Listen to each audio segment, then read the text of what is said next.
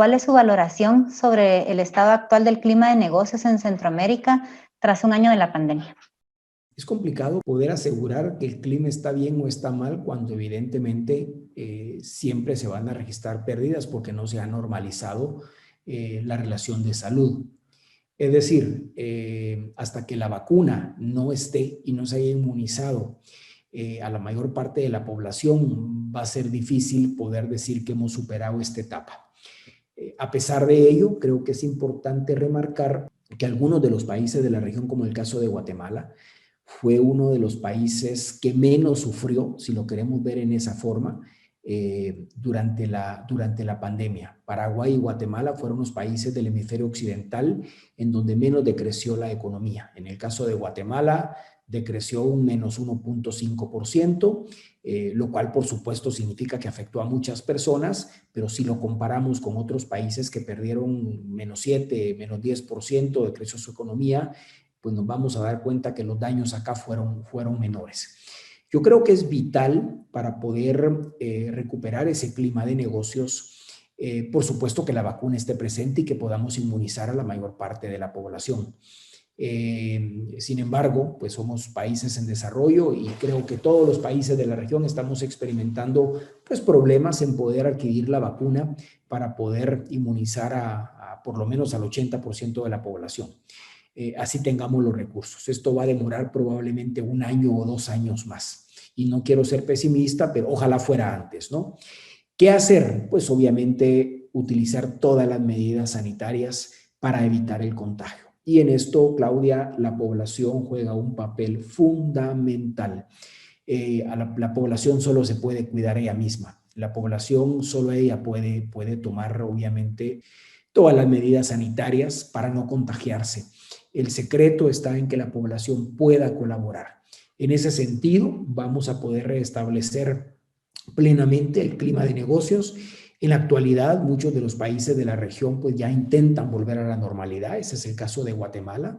Y tengo que reconocer que en el caso nuestro, pues mucha gente, mucha población ha tomado conciencia y toma todas estas medidas para tratar de no contagiarse y tratar en la mejor manera posible de volver a esa normalidad que ahora la llamamos la nueva normalidad. El comercio no puede pararse porque nosotros vivimos prácticamente de ese comercio. Centroamérica representa para Guatemala el segundo socio comercial después de Estados Unidos. A Estados Unidos se va aproximadamente el 40% de las exportaciones, a Centroamérica se ve el 25%, en su conjunto todos los países, y muchas familias, en particular quienes producen vegetales, frutas, verduras, en fin, es una industria en general, viven prácticamente de este comercio, no podemos pararlo. Entonces lo que tenemos que tener es tomar todas las precauciones sanitarias necesarias para evitar que más población se siga contagiando.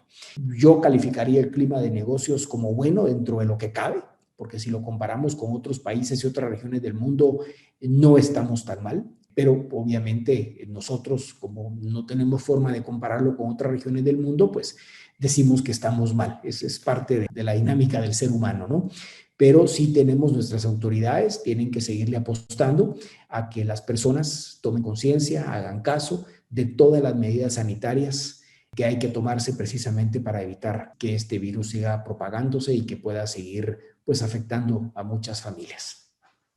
¿Cómo considera usted que se han logrado adecuar los gobiernos a esta relación entre comercio y salud? ¿Y cómo y qué hace falta para optimizar la misma, si es que considera que le hace falta? El inicio de la pandemia fue dramático. No culpo a ningún gobierno, todo hubo un pánico muy feo.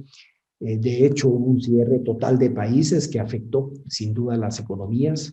Esos meses de marzo a septiembre fueron realmente difíciles.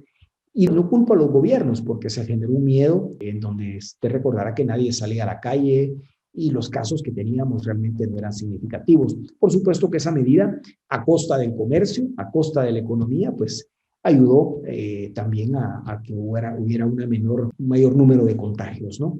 ¿Cómo los gobiernos se han adaptado? Creo que más que los gobiernos son las poblaciones.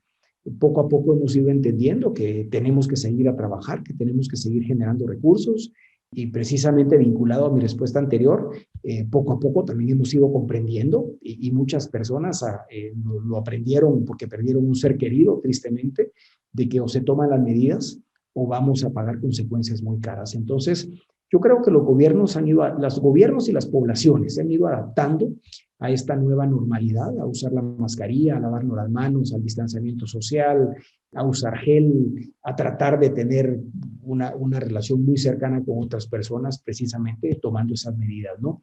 Es una nueva realidad a la cual nos estamos enfrentando y de la que Claudia seguramente tampoco va a terminar tan pronto. Es decir, aún estemos vacunados, creo que la cultura del uso de la mascarilla es algo que llegó para quedarse en este nuevo mundo. De hecho, ya en la cultura oriental se utilizaba por el tema de la contaminación y creo que es algo que va a permanecer post pandemia.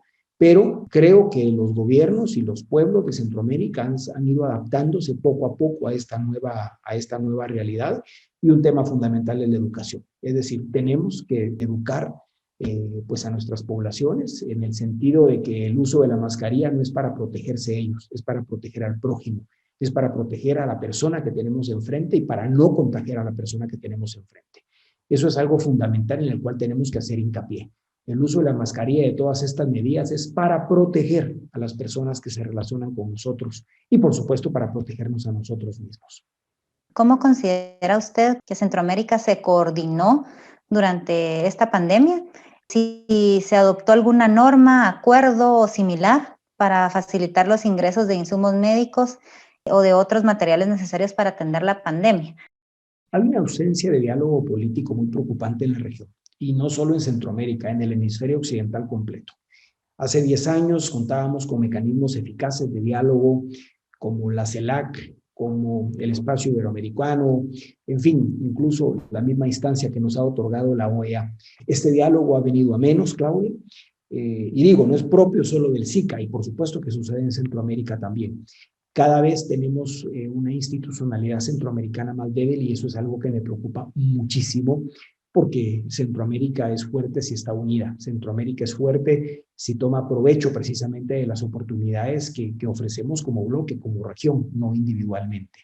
Hubo algunos esfuerzos por parte del secretario general del SICA, del expresidente Cerezo, por acordar algunas normas. Hay varias declaraciones políticas al respecto, incluso el Banco Centroamericano de Integración Económica ofreció algunos fondos para poder costear la vacuna, para poder hacerle frente a lo más duro de la emergencia. Es decir, tampoco es que la institucionalidad no haya hecho nada. Pero a nivel de líderes centroamericanos sí hay una ausencia de diálogo que es muy preocupante, pero muy preocupante, porque a pesar de las diferencias políticas que pueden existir entre los presidentes, el diálogo no puede faltar nunca. Y no puede faltar porque son nuestros líderes y porque el sector privado, por ejemplo, que necesita exportar e importar y mantener activo ese comercio intracentroamericano, necesita pues que sus líderes están completamente coordinados. Entonces, sí hay una falta de diálogo que es preocupante y que creo yo es un tema que hay que abordar más pronto que tarde, porque si continuamos sin seguir hablando, las diferencias van a ser mayores y van a haber momentos en los que vamos a terminar actuando solos y eso no le conviene ni a nuestros países ni a la región.